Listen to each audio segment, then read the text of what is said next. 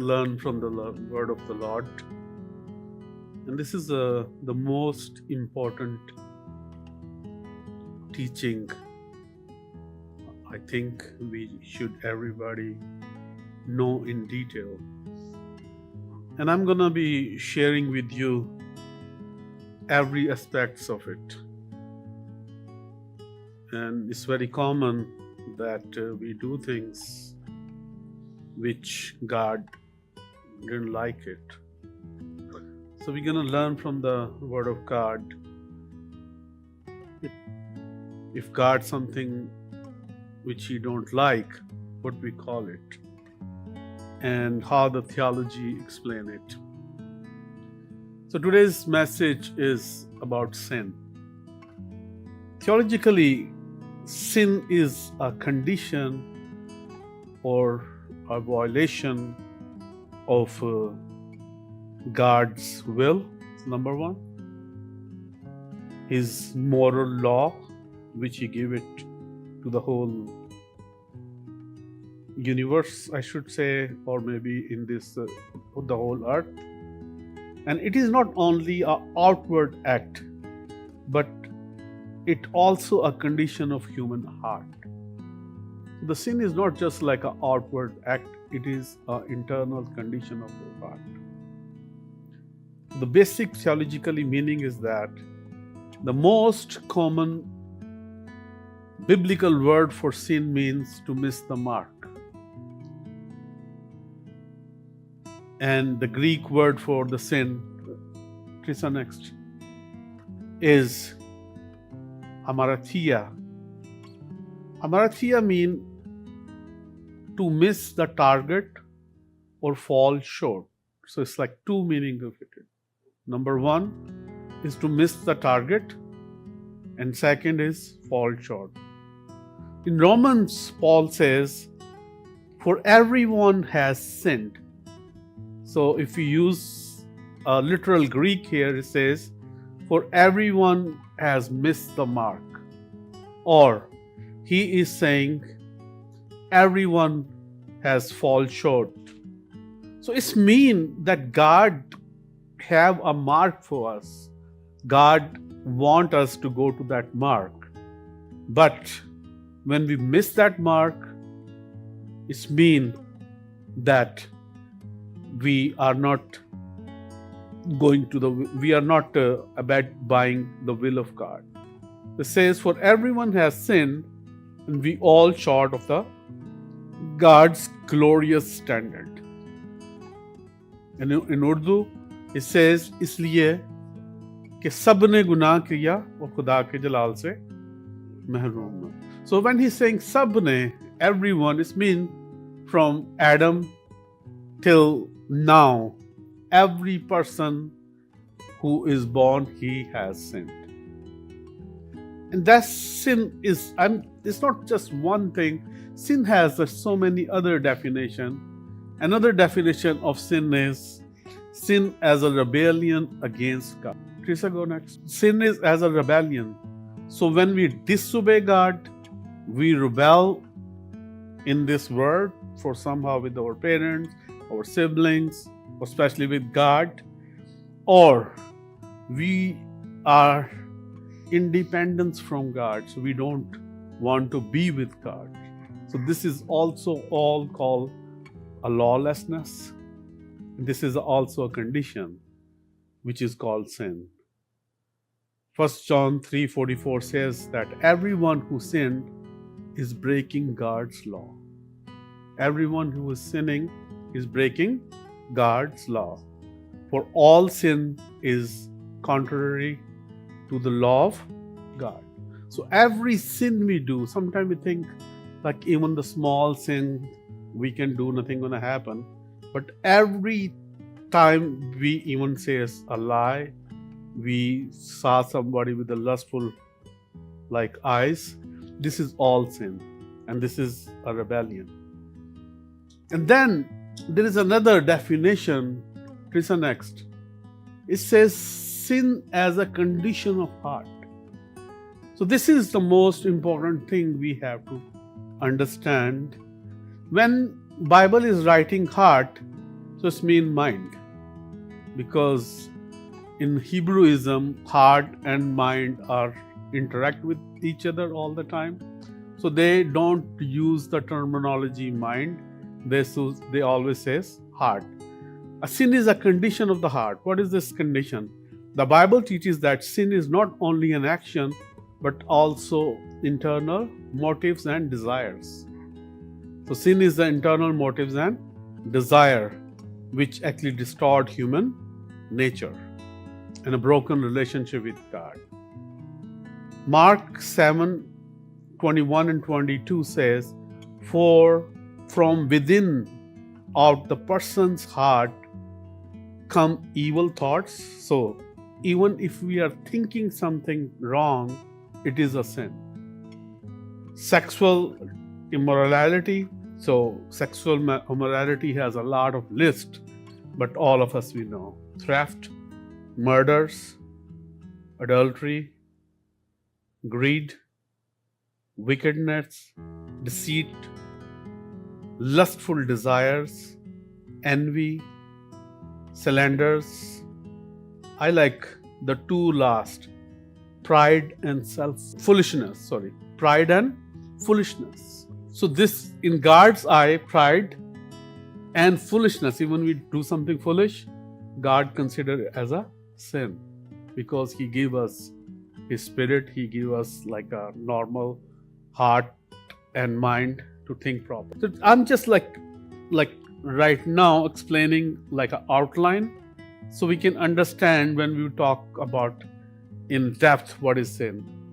So sometimes the people who are not Christian or they don't believe in any religion, so how they actually process that sinning. So we will see what the psychology talk about it. Teresa, go next. Psychology usually doesn't use the word sin, but it studies the behavior that resembles it. The psychology usually, like if we do something stupid, like anything which we just saw the list of that, and if we do something stupid, and if our ethical and behavior is not good, or our moral behavior is not good, the psychology, that condition for psychology, there is a terminology for that, and it's harmful, destructive, and says it's harmful, destructive, unethical action, psychologically explained behaviors through several factors. So I'm just giving you this all detail so we can understand from the Bible very clearly. Number one, psychology says human pulses and desires. And then it says cognitive bias and self-justification, and social and environmental influence, internal conflict and guilt. So we'll see this all for in a little bit detail. So number one is like the human impulses and desires. So what could be the human impulses and desires? A player. So I think you heard this terminology a lot now. I want to be just happy. Or people tell each other, you should be just happy. So whatever the nonsense people do, they want it for their player. But even psychology, they are not agree this is a normal human behavior. Self-protection, something, all the time we do something and we name it as a self-protection or self-preservation, And the power, everybody want to have a power over others. So this is all, even psychology is saying it is not a normal human behavior. Any kind of status, we want to be better than others. So these all impulses is considered as a sickness, a sickness of a mind. And then cognitive bias and self-justification. Please next. People often justify wrongdoing. Psychologists call this rationalizations. How? Because we do something stupid and we said, oh, everybody does that. Usually the kids, if they're watching something on the cell phone, So they said, oh, everybody does that. And if somebody is stealing and he's saying, oh, I don't have any choice. Or if we put somebody in trouble, so we call it, they deserve it. So this is all the psychological conditions which psychologist is going to say, oh, this person is sick. And the Bible talk about it is a sin. Another thing, last thing I think this is that social and environmental influence. Krista, go next. The behavior is strongly shaped by the culture, peer pressure, or upbringing. So if you talk about the culture right now, if you see like different cultures have a different kind of upbringing, usually sometimes it's not aligned with the Bible or even with the human. So the psychologists will tell them these people have some problems. Peer pressure, usually we want to do if somebody else is doing that, because we want, like, sometime, okay, if we even don't afford something, we see that my sister, my brother, my friend has this particular thing and I want to do that because this person has this and I do something stupid. So the peer pressure, even upbringing, sometimes that parents, they upbring their children in a very wrong way. They tell them, don't talk to them, don't do this. So these all social and environmental influences, psychologists are going to tell you this is the problem that person has, and Bible talk about it. This is a sin. The last thing is like really huge according to the psychology, but when we're going to see from the Bible, it will explain a lot. The next is internal conflict and guilt. Anybody in this universe, if do something stupid, he's going to feel that I did stupid. This is a guilt. Everybody who do a sin, even like somebody smoking, after smoking, he said, oh, why I did it. If someone is watching some woman or a man lustfully, he's going to say, oh, why I did it. A guilt, this is because we are made on the image of God. So if we do something which is not right, any kind of wrongdoing, it gives us guilt and shame. And it says this internal conflict is something sometimes called cognitive dissonance. What that means? That we know something is wrong, but we are still doing it. Like if I'm driving on a road which is 55, I drive like 80. I'm going to say, oh, this person is going on 80. And then I'm actually trying to say to myself, this is wrong, I know, but I have to do it. I have to reach somewhere on time. So this all kind of problems, even we know these are wrong, and psychologists name it as a different, like a psychological terms, but Bible has a collective name of it. So now we have to understand from the Bible what's going on, what happened, why people sin, why people are missing the mark, why people have the fallen short of the glory of God. We'll go to the next slide. It says the flesh opposes God. This flesh, it actually opposes God. How it opposes God? Romans 8:7 says, for the sinful nature is always hostile to God. It never did obey God's law, and it never will. That's why those who are still under the control of their sinful nature can never please God. So he is trying to say that our body has a nature which is a sinful nature. And how it came, how we actually inherited through our parents. And it started from the Garden of Eden. So it's does Bible is saying that because of our forefathers, our parents, we have this nature. Actually, when God created or He made human being, when He was creating the universe, He was saying good. But when He's created the man, He says very good. So it's mean God, when created humans, there was no problem in that. They don't have this kind of sinful nature. But when Adam and Eve, who were born as a free will, so they have a free will, and God, and then we know the story.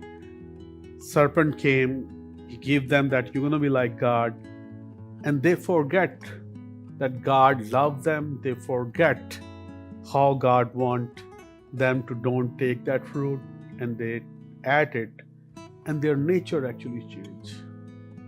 So they have a sinful nature after that. A man and a woman, they have a sinful nature. So mostly you're going to see even like the diseases. If you go to doctor and if you tell them, they will give you a form and they will tell you, oh, which conditions your family has. Who was drinking in your family? Who was smoking in your family?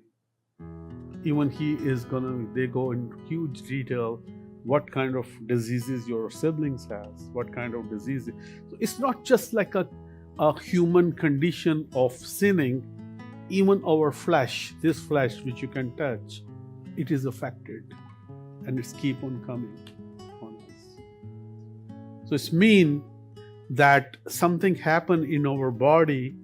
That's why we are missing the mark. Something happened in our body. That's why we are missing the mark. So we have to go this, and we have to understand this in detail. The next slide says sin dwelling in our flesh, which I'm explaining.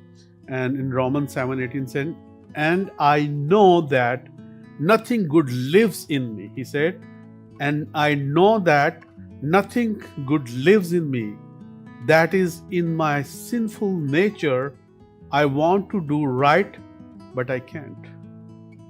So he's saying, Paul is saying that I want to do something right, but I can't. It doesn't mean like that he is just trying to tell you how was your nature. He is not telling you how is your nature. He is telling to the church of Rome that how was your nature. And he is saying that I know that nothing good lives in me. That is in my sinful nature. I want to do right, but I do wrong.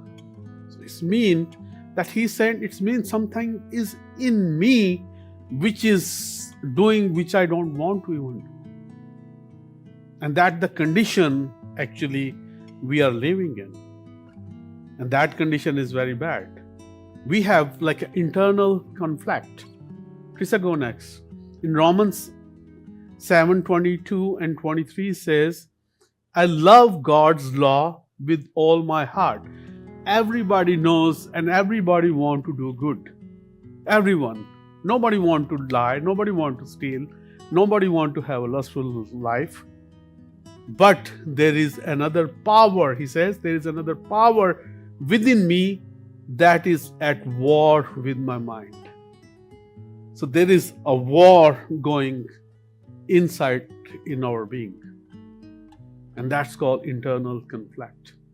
That I want to do good, but I can't do good. Even like a small thought can drag me anywhere.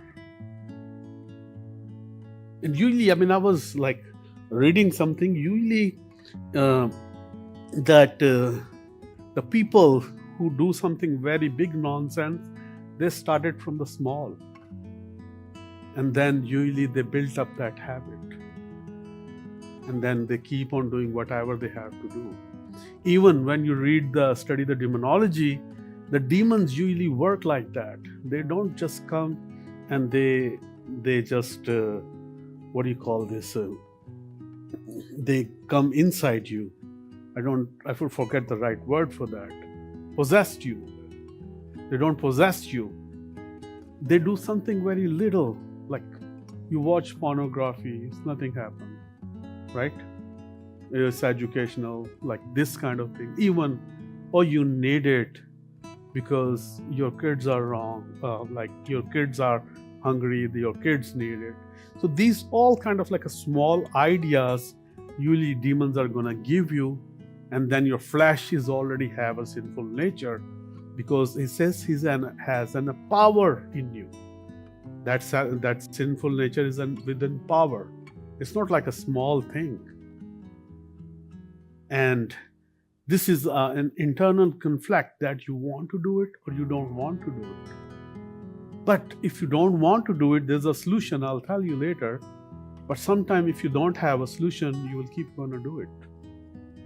You will keep on going to do it. Like the people who don't have any law, Paul says that there is a law inside them. So if we study the law of Egyptian, if we study the law of Canaanites, if we study the law of different other civilization before even Moses, these people have the same law which is in the Old Testament, or Ten Commandments, I should say. Like everybody is saying worship their God, and we said worship the Yahweh. The most of those laws, the second preference is parents. And the same preference we have seen here in the Ten Commandments. After 3 laws of God, we have a law. It says, honor your mother and father. It doesn't say like a parent. It specifically says like different. It says mother and father. So both of them have to be honored. And then there is no condition how they are dealing with you. Sometimes we don't deal our kids right because we have our own traumas. We are going through things and we see, oh, our kids are not understanding. So we can do something wrong, but it is still, we have to honor our parents. There is no books which says, no, you can renounce me, you can forget your parents. There is no books like that. Honoring, what is the meaning of honoring? Honoring meaning to help them to pay their bills. Usually we says, oh, dad is coming. No, honoring has a very vast meaning. To help them financially, to prepare food for them, to take them to the appointments, and even come and talk to your parents is honoring. If somebody don't talk to you, it is a very huge dishonor. So there is a huge, like I was reading a book, what is honoring? And honoring has like a whole big list of it. And most of us, we don't do that because this is very common. Then everybody knows we don't have to like steal. Everybody knows we don't have to murder. Everybody knows everything else which is in the law, and there is like 613 of them.